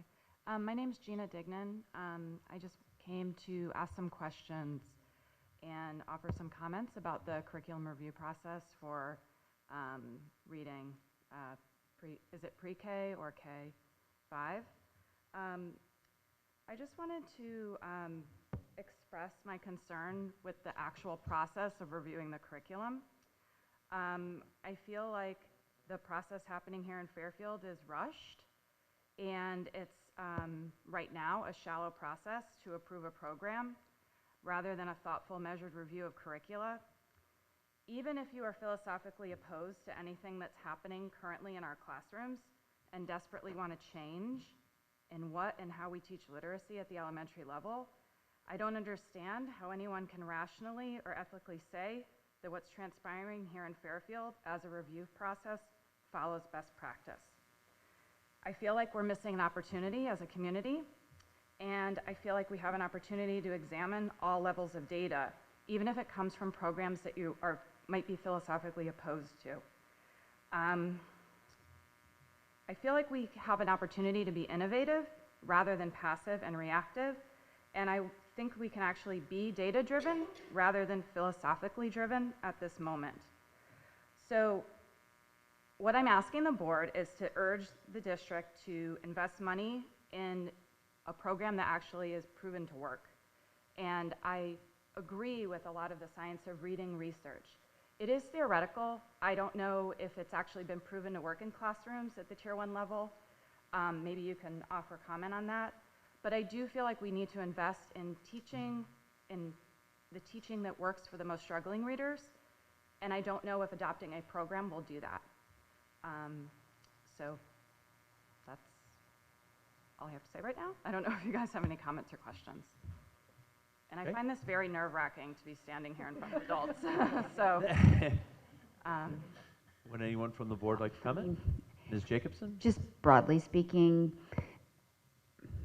anyone can back me up or conflict with what I'm saying, but this board is pretty diligent in its review processes for mostly everything. I would say I would think that we have a good reputation for doing or trying to do our homework pretty well and answering a lot of questions and submitting a lot of questions and worrying about PD and worrying about the budget and worrying about how things are going to roll out and what are the outcomes that we're expecting to see and are we getting there and reviewing. So I think that we're thoughtful in it. So I hear you in terms of as we go through this process to be thoughtful about it and ensure that all of these pieces are in place and that we're putting in place something that meets the needs for struggling readers or any emerging readers and also meets the needs for the various reader abilities in our classrooms, and whether that be ELL students or whatnot. So there is a lot to think about, and I appreciate the comment, and I know that we'll do our work on that.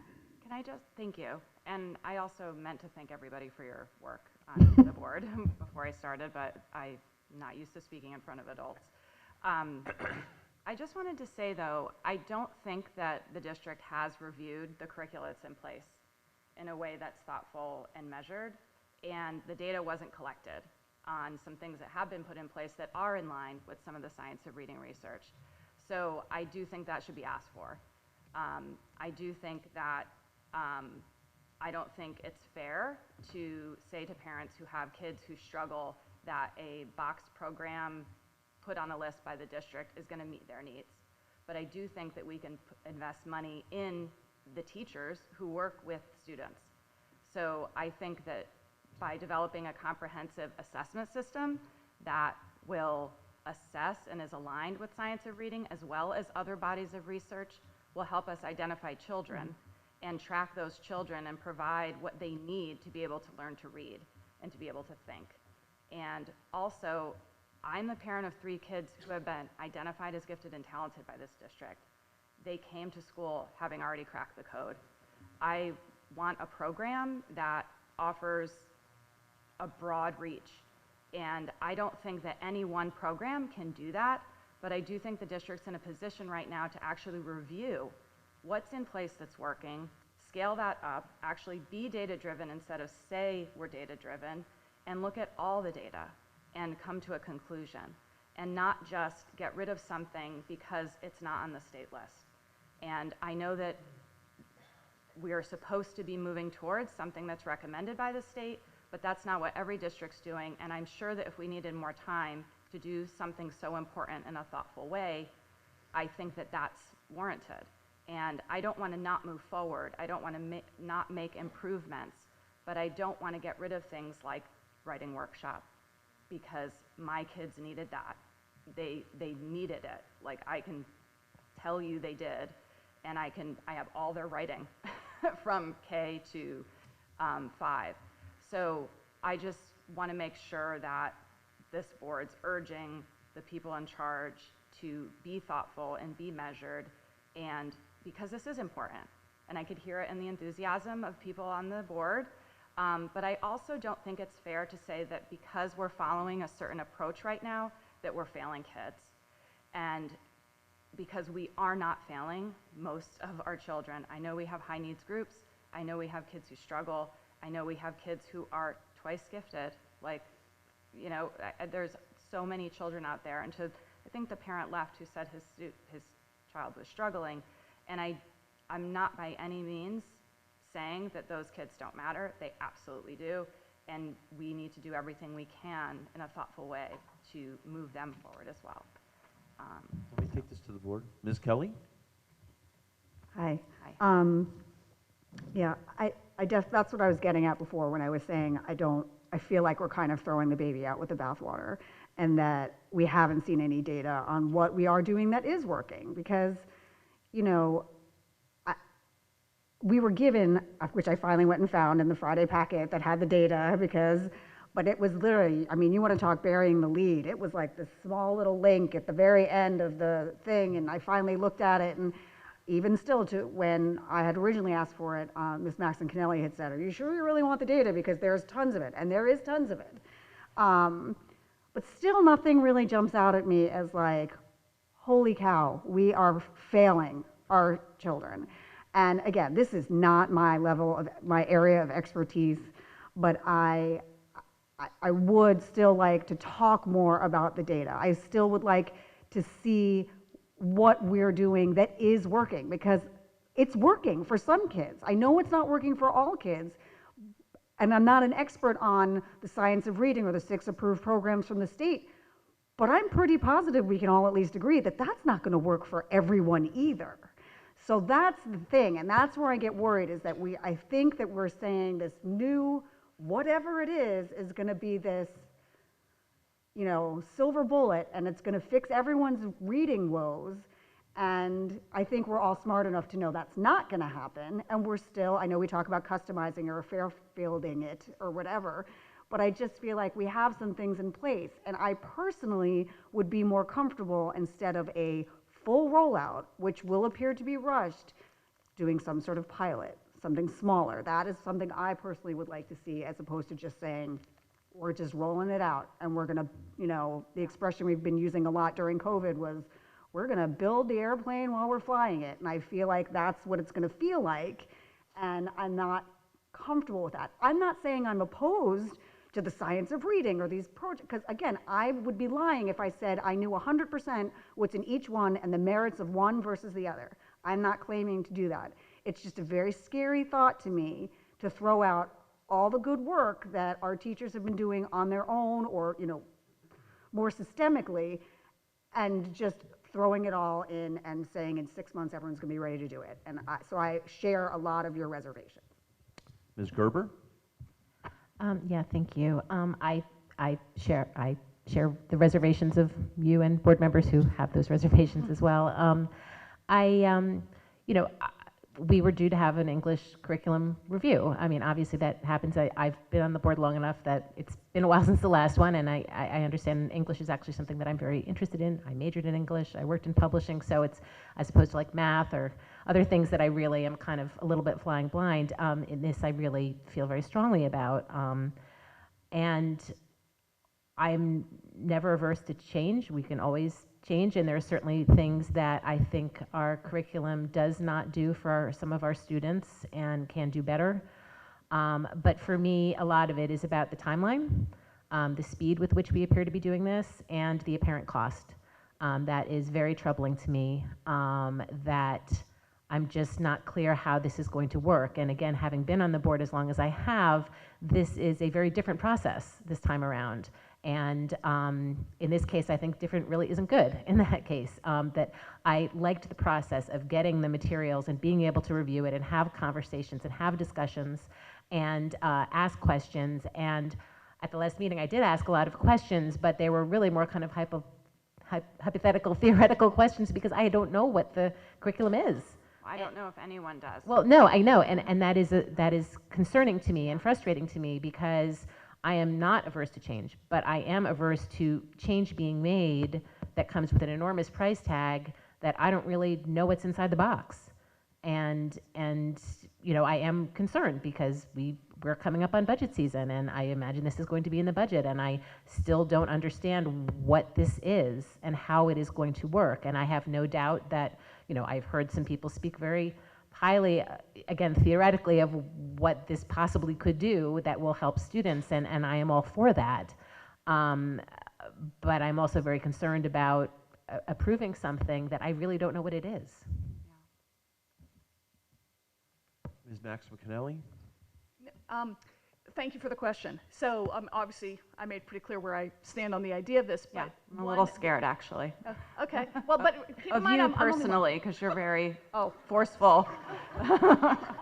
We all are, don't worry about it. Wounded now, so go. Sorry, didn't want to have that. That was just enthusiasm. Okay. It's. I think one thing that you bring up, you're not throwing out everything we've been doing, and we won't be, because there's one very vital part, and in my from a negative point of view, I would call it a Band-Aid, but from a systemic point of view, it was addressing an issue, was we did start to try to bring in, you know, largely through Teachers College, a phonics unit. And by doing that just these past couple of years, it was an acknowledgement by staff that, in fact, our literacy approach had a gaping hole in it, and we started to address it. And Teachers College was under a lot of fire for standing firm that their approach was the right approach, and the feedback that's now happening is, no, it's not. And they started to adjust. We adopted those changes that they were doing, and I think those are things which are going to be incredibly important for our staff, that they've had that training already, and it's going to help with this transition. So in terms of throwing everything out, we certainly aren't, because that's a recent change that teachers were prepared for, were given PD for, so that they could bring that into the classroom. And so there is a very important aspect of this, which will not be new, which won't be I'm ending June with this, and in September I'm walking in and it's something I've never heard of before. Yeah. Can I just speak back to that? Sure. So it will be new because it will be a totally different phonics program. So the phonics units of study have been rolled out, and it's more than one unit. It's a series of units that progress, you know, systematically throughout the year in K1 and 2. And there's a lot of materials that go with that. There's a lot of time and effort put into rolling it out, and teachers are just getting comfortable with that. And there have been, I mean, there is data that goes along with those units that I don't think has been collected. There was data collected around the Haggerty phonemic awareness work that happened last year that I don't know if has been presented to the board. So those things, so in theory, yes, working systematically through a phonics program has helped teachers get to know the order of things and what makes sense for different grade levels and things like that. But I think I watched the board meeting where you guys were talking about a business curriculum, and that affects like a lot less kids, and it's one course. But if you think about adopting a new program everybody's using this term comprehensive, nobody's really explaining what that means, but that would be like 3 or 4 new courses that teachers are rolling out. So I think that that's something to consider, because elementary school's different in that elementary school teachers will do whatever they need to do to make things work. But I think we just need to keep that in mind, because I do think it's great background, and a lot of teachers already had that background in phonics work. So just to keep that in mind as well. Any other comments from the board? I think there's one other thing I'd want to say to this. We talk about that there's no evidence of failure. Here's what I would put before the board. We in policy are looking at our graduation requirements. And we are having a discussion right now, because right now we have a graduation requirement of if you do not hit proficiency on the evidence-based reading and writing score of the SAT, and yes, there are also a whole bunch of other options, but I'm just going to simplify the conversation by talking about just that test. If our students don't pass that, in theory, they don't graduate. Now, we're now having a discussion about that. We'll see what's going to happen with this. Right now, I could scare the pants off an awful lot of parents by telling you, where our numbers are right now, except that I can't remember the number, of the appalling percentage of our students who are graduating without being able to demonstrate proficiency. Where did that start? The queuing system of balanced literacy set up that failure. And so I'm just to the point of, and keep in mind, obviously many of our students excel. Clearly, your students, you talk about cracking the code. That's not going to be an issue for them. But if we as a board have the responsibility of questioning why do we have so many students not graduating right now, and again, lots of other things we're going to do for them, but say we stayed firm. SAT, proficiency, you don't graduate.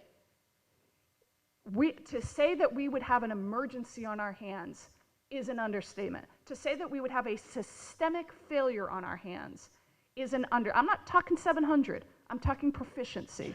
And we have a significant percentage of our students who have not reached that yet. And what does that have to do with buying a box program? What it has to do with is moving away from balanced literacy to the science of reading and investing. You can do that without buying a program. That's what I'm saying is but our current system, the current curriculum that you're asking for us to examine the data on is the balanced literacy approach that has now had a phonics Band-Aid put, and I do think that's oversimplifying. And it's oversimplifying it, and the point is it's not addressing, and it's not, what the phonics part does is help with decoding. It does nothing about the content aspect of literacy, where we are the wild, wild west of whatever teachers, mood of the moment is, whatever their interest level is, they can explore, because literacy right now is handled entirely as a skills approach. You just need to learn how to look for the author's main idea, or what's the author's purpose kind of thing. When in fact what they need to do is to know a lot of stuff, and that's how they can access the curriculum. So that when I have as the first line of the Odyssey, sing to me, O sing to me, O muse of the man of twists and turns. Right there, I'm one line into the Odyssey, and most of my class is lost because they don't know what a muse is. They haven't heard of it lowercase or uppercase, and right there, that's not a decoding issue. They can't access the reading because they don't know, they have no content knowledge of that. Okay. Having a strong content-based curriculum. I'm going to call this topic, see if anyone else has any questions. I was waiting to hear a quote from the Odyssey. That's all I wanted to do. Okay, thank you. I'm lost, too. Anyone else have a question, comment? There you are. Come on up. Not if you had a strong Greek mythology background, which I think is one of the most important units. But it's science, it's history. Good evening, everybody. evening. Can you hear me? Yes. Way past my bedtime because I'm a teacher, but I just had I only came just name and address, please. Danielle Delbridge, 244 Homeland Street. I only came here tonight because I just wanted a little clarification or any information on a possible magnet school being opened up with the redistricting. If that was like just a word that was thrown around, or if there's a possibility of that happening, or that's really it. So, Mr. Asa. So when we were working on this plan amendment with Dr. Tracy, there had been previous talk about, and it was in our existing plan with the state. So when we were working on the amendment, we were looking at what was in there, what had we tried, what worked, what do we need to do. It became very apparent that in order to meet the timeline for the state, that if we were to do a redistricting and then a magnet school, it would likely trigger another potential redistricting. So I think in reality, for me, while I love the idea, I don't see it happening in the near future. Ms. Jacobson? So interestingly enough, for those of us who've been around for a while, this idea of a magnet program has been around in the redistricting plan since at least 2006, 2007, as a possible option to address racial imbalance, you know, to draw families to different areas of our community where a magnet program might be housed.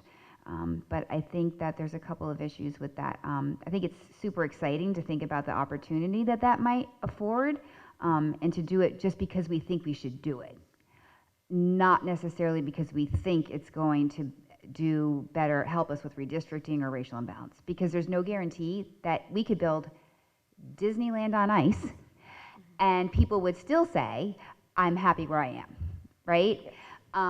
So I just feel like that is something that I think it's been around in this district for almost 2 decades.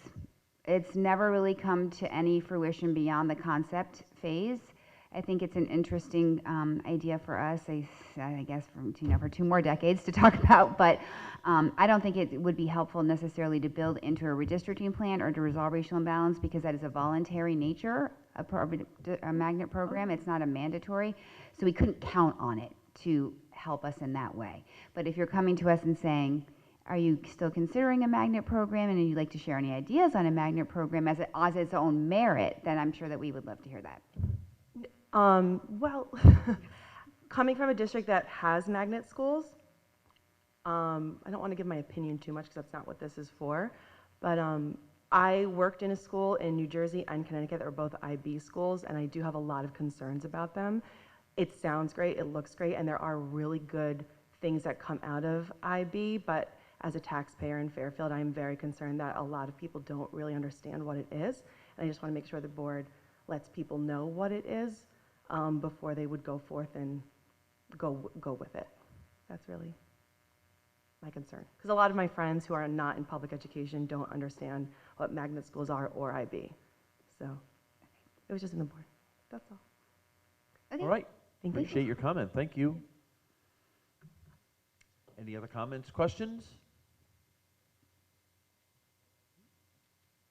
And Mr. DeWitt, I'm not suggesting we build Disneyland on ice. Before you have a little power palpitation over there. Hi. It's a nice thought, though, isn't it? Hi, how are you? Good, how are you? Fine. What's your name? Liz Franco, 291 Barlow. So, as a parent of 2 children in Fairfield Public Schools and as a literacy specialist, I have a personal interest in the decisions made by the board in regards to this ELA curriculum. But first, I want to thank you for the time and care that you continue to devote to ensuring that this process is done with in a thoughtful, thorough way. So, since the last board meeting, when learning that ARC was the front runner, I have reviewed their website. I requested more materials. I downloaded all the brochures. I watched all the promotional videos just to educate myself on what will be in my child's classroom. And of course, I was educating myself on this program with essentially a one-sided highlights reel. I reviewed all the things designed to spotlight only the very best of what they have to offer. But instead of feeling wowed, I felt a little confused. It left me feeling like Fairfield was choosing to take a very expensive step sideways rather than forward. And in some cases, it felt like a step backward, specifically with writing. It's absolutely clear through ARC's materials that the writing component tied to this program honors a product-driven approach to writing instruction, as opposed to honoring an authentic, creative, process-driven approach, like the one currently in place in Fairfield schools. So in order to truly promote rigor, maximize phonemic awareness and phonics transfer, develop real-world writing skills, differentiate without compromising authenticity, and nurture kids' writing identities, children should continue to engage in a writing workshop that sets them up to move through the writing process again and again with gradually more independence. By writing process, what I mean is kids generate their own ideas based on their own personal interests. They plan, they organize by rehearsing out loud, sketching across pages, jotting, and then they draft, they reread, they revise, they edit, and they do it again and again. Better each time. At the end of a 2-month span, which I came to believe is how long one unit in the ARC program is, at the end of a 2-month span here in Fairfield, a child in a first grade classroom will have produced as many as 10 to 15 pieces. Instead, based on the materials ARC provided, kids will fill in the blank of an exhausting graphic organizer, there were several samples, in order to complete one writing product, quote, in the same span of time. The value of choice in idea generation and writing identity is muddied when ARC suggests that kids pick a bug to research in a unit on bugs and then write a single book on that bug. Adopting a program off a shelf and teaching from a box without reflecting and upholding the current best practices in place in Fairfield would be a disservice to children and teachers. In the wise words of Rachel Gabriel, who you may know is the professor of literacy education at UConn, when educators are told to replace locally relevant responsive instruction for a packaged program, science isn't in use. A process of integrating new information with existing knowledge and assets is more scientific than replacing one with the other. So I don't have a question, I just have a plea that when this new curriculum is developed, we really take the time to hold on to what is so beautiful already in classrooms. Thank you very much. Any comments? Ms. Jacobson? Thank you for bringing up the writing piece. I've already expressed my focus on the writing piece being absent from the Right to Read Act itself, that there was no writing component contained in it. It was the right to read, not the right to write. Obviously, literacy flows into writing. I'm not saying that they are disconnected components, but I am very concerned about the rubrics that are involved, the guidelines that are involved, and a minimal at best focus on writing.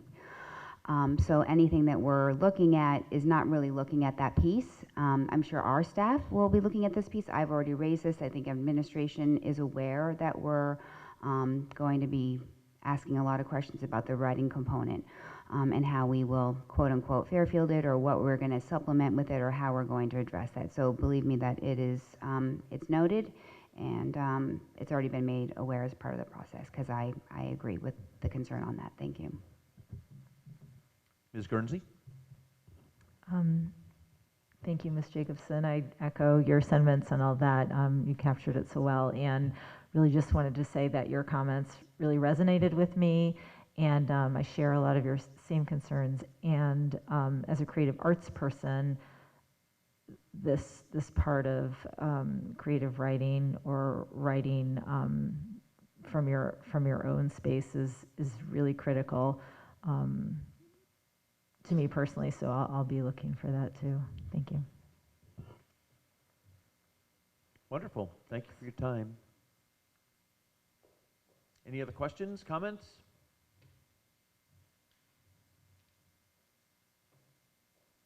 Looking quiet out there.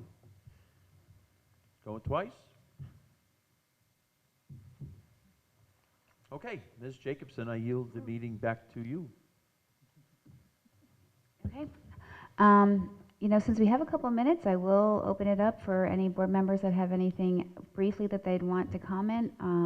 But other than that, does anyone have anything finally they'd like to say? Sure, Mrs. Maxon Kennelly. I was going to speak to the last speaker's point, but it kind of reinforces the larger point, which is we're always learning.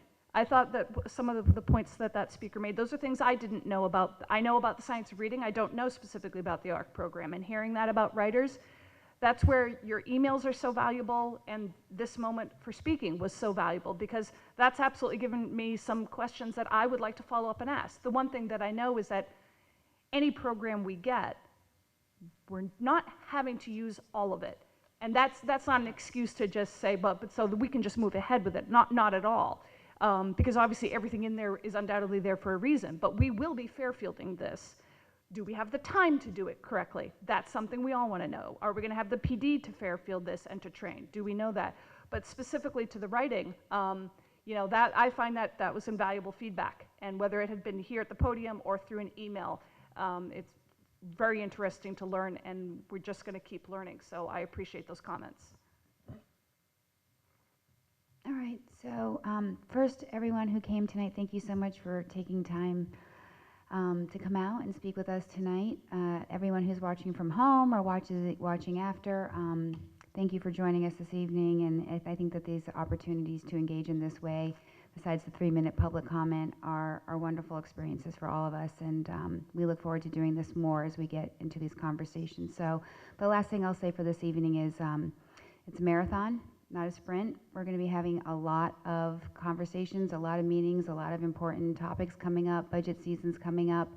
So what I would encourage you to, stay engaged, write to us, of course, and attend any of the forums that we'll be having coming up. And always feel free to, reach out to all of us. I know that we're welcome to hear from everyone, and look forward to continuing our ongoing conversations on this and many other topics that are before us. So thank you for coming. And safe travels home, and we'll see you next. Oh, sorry. Motion to adjourn. What? Oh.